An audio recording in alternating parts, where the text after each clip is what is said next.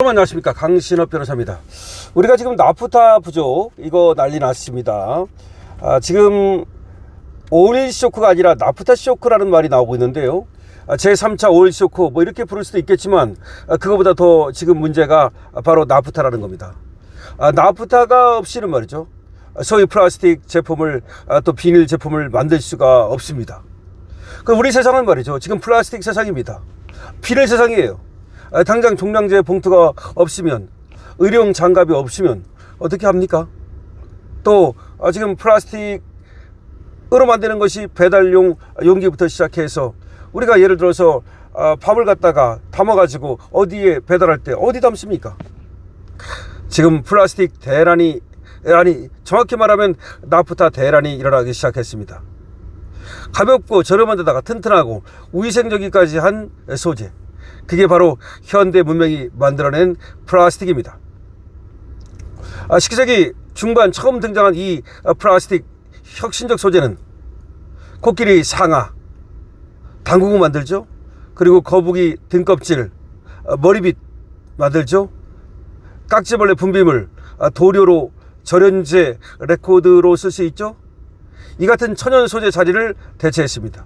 과거에는 코끼리 상아로 만들던 당구공을 지금 플라스틱으로 만든다 이 말입니다. 과거에는 거북이 등껍질로 만들던 머리빗을 지금 플라스틱으로 만든다 이겁니다. 과거에는 깍지벌레 분비물을 이용해 가지고 도료도 만들고 절연제도 만들고 레코드 소재로도 썼는데 지금은 다 플라스틱으로 만든다 이 말입니다. 1940년 5월 실크처럼 윤기 난다고 광고한 듀폰의 나일론 스타킹은 미국 뉴욕에 출시된 첫날에만 무려 80만 켤레가 팔려나갔다는 거죠. 나일론이라는 것이 이제 등장을 한 것이 1940년이라는 겁니다. 1920년대부터 30년대 초 플라스틱 산업은 원유와 천연가스 정제 과정에서 나오는 쓸모없는 폐기물을 활용하려는 석유 기업의 열망에서 탄생했답니다. 그러니까 이 플라스틱이라고 하는 것이, 즉 그걸 만드는 나프타라고 하는 것이 원유와 천연가스를 정제하다 보면 그 폐기물이 못 쓰는 쓰레기가 나오는데 그걸 갖다가 활용해 가지고 바로 이 플라스틱을 만들어냈다는 겁니다. 이걸 획기적으로 키운 건 제2차 세계대전이었다는 거죠. 바로 이걸로 낙하산을 만들고 항공기 부품을 만들고 로프를 만들고 헬멧 내피를 만들고 이 수많은 군사 용품에 플라스틱이 필요해졌고, 미국 정부가 석유화학 공장에 대대적인 투자를 하면서 전쟁 기간 플라스틱 생산량이 무려 4배로 급증을 했다는 겁니다. 그러니까 결국 석유를 이용해서 화학 제품을 만들어내는 걸 석유화학이라고 그러죠. 그러니까 석유를 정제해 가지고 우리가 기름으로도 쓰지만 휘발유로도 쓰고 경유로도 쓰지만 그걸만 쓰는 게 아닙니다. 이 석유화학이라고 하는 것은 바로 그 과정에서 나오는 그 폐기물, 그걸 이용해 가지고서 플라스틱을 만들어내고 여러 가지 제품을 만들어내게 되죠. 제2차 세계대전이 끝난 뒤 플라스틱의 전성기는 본격적으로 열렸다는 겁니다. 석유화학 공장을 헐값에 인수한 민간 기업들이 플라스틱으로 만든 가정용 소비재를 쏟아냈기 때문이라는 겁니다.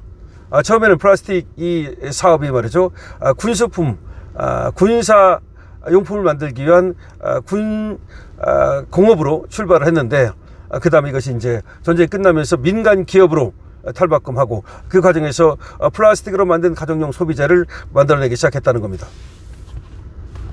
미국 해병대 구명정에 쓰였던 폴리스티렌은 일회용 컵과 아이스박스를 만드는 데 사용이 됐고, 영국군이 레이더용 고주파 케이블에 썼던 폴리에틸렌은 마트 비닐봉지와 음식 보관 용기로 탈바꿈했다는 겁니다. 손가락 하나로 들 수 있는 여행 가방, 강철처럼 튼튼한 낚싯줄, 내용물을 확인할 수 있는 투명 포장재, 유리 조각인 듯 보이는 인공꽃, 플라스틱 신제품이 열어준 새로운 풍요의 시대가 열렸다는 겁니다. 다양한 시장에서 플라스틱은 전통적인 소재에 도전해서 완벽히 승리를 거뒀다는 것이죠. 자동차에서는 강철을 대신했고, 포장재에서는 종이와 유리를 대체했고, 가구에서는 목재를 대체했다는 겁니다. 그야말로 플라스틱 혁명이라고 볼 수가 있는 거죠. 플라스틱이 만들어지면서 풍요의 시대가 도래했다는 겁니다. 1960년대 플라스틱은 한국인의 일상에서도 이제 흔해졌다는 겁니다. 덕분에 이전에는 없는 생활상이 나타났는데, 대나무, 사례, 일회용 비닐 우산은 비 오는 날에 새로운 풍물로 자리 잡았고, 다시 말해서 대나무 살로 일회용 비닐 우산 만들던 거 그렇게 만들 필요가 없는 거죠. 이제 플라스틱 우산이 만들어졌기 때문에 저런 우산을 구경하기도 어려웠다는 얘기입니다. 아이들 학교 앞 구멍가게에서 비닐봉지에 들어있는 불량식품 주스를 사 먹게 됐다는 겁니다. 비닐봉지. 그러니까 비닐봉지가 등장했고, 두부를 담는 목판은 위생을 이유로 플라스틱판으로 바뀌었고, 질기고 저렴한 화학섬유 옷감이 농촌 안악내의 일상복이 됐답니다. 종이장판 대신 집집마다 비닐장판이 깔렸고요. 이제 그전에는 종이장판 깔았죠. 그 기름 발라가면서. 근데 그게 필요 없고 이제 비닐장판 딱 깔면 되고, 그 다음에 이제 화학섬유 나일론 옷이 등장하면서 그야말로 옷혁명이 일어났고, 그 다음에 나무로 그전에는 또 여러 가지 목재로 또 철로 만들던 것을 모두 플라스틱에 대체하게 됐다는 겁니다.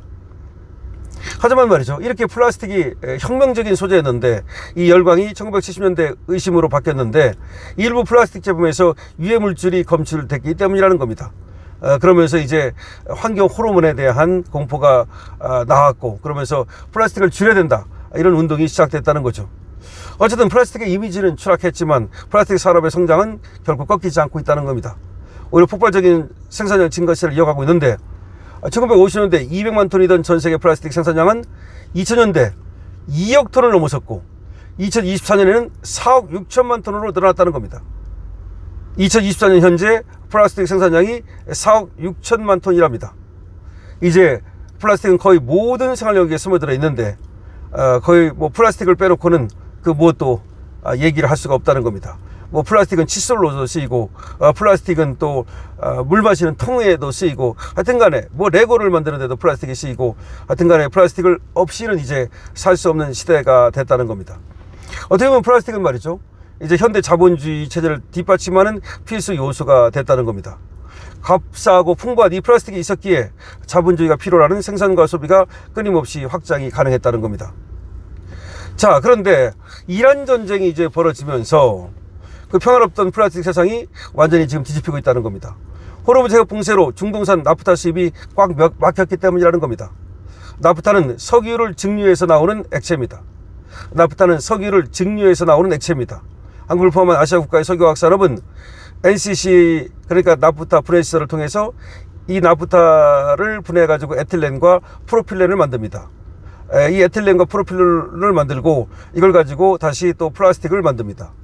그래서 해상을 통해 들어오던 중동산 나프타 수입 물량 자체가 사라져 버렸기 때문에 한국은 국내 나프타 수요의 45%를 수입하고 그 중에서도 중동산 의존도가 높았는데 지금 비상이 걸렸다는 얘기입니다. 나프타 가격이 이미 전쟁 전과 비교해서 2배로 뛰어 올랐고요. 나프타가 부족하다는 것이 문제입니다. 가격도 문제지만 나프타가 부족하다는 것이 한국 이 경제에 엄청난 치명적인 영향을 줄 수 있다라고 얘기가 됩니다. 자, 지금 나프타 석유화학 산업의 어떤 그 핵심적인 소재라고 할 수 있는, 그러니까 원래 나프타라고 하는 것은 석유를 증류해서 나오는 액체, 이걸 나프타라고 하는데 우리가 직접 나프타를 만들기도 하고 아니면 나프타를 들여오기도 하고 이 나프타를 가지고 소위 플라스틱 그 원료를 만들게 됩니다. 근데 이게 없으면 말이죠, 소위 플라스틱을 만들 수 없고 플라스틱으로 만들어지는 수많은 제품을 만들 수 없고, 다시 말해서 플라스틱 대란이 일어나게 된다는 거죠. 플라스틱 대란이 일어나면 우리 경제가 한마디로 말하면 셧다운 될 수도 있다는 얘기입니다. 자, 나프타 부족, 이거 심각합니다. 이재명은 이 나프타 부족을 어떻게 채울까요? 지금 뾰족할 수가 없는 것 같은데 이제 4월 대란설이 정말 가시화되고 있습니다. 강철투입니다. 좋아요와 구독 부탁드립니다.